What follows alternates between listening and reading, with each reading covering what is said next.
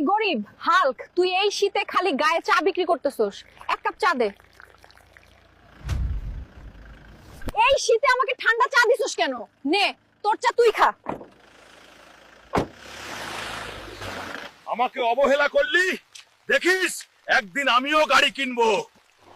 যে এই পাটাতন ব্রিজের উপরে উঠাতে পারবে সরকার তাকে 20 কোটি টাকা দিবে। আমি পারবো।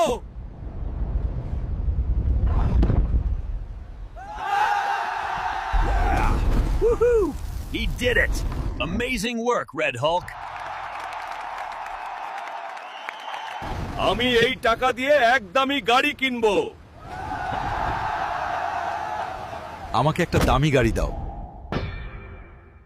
এই গাড়িটা নেন, এটা নতুন মডেল। আমাকে অবহেলা করছিলি, দেখ এখন তোর চেয়েও দামি গাড়িতে আমি চড়ি।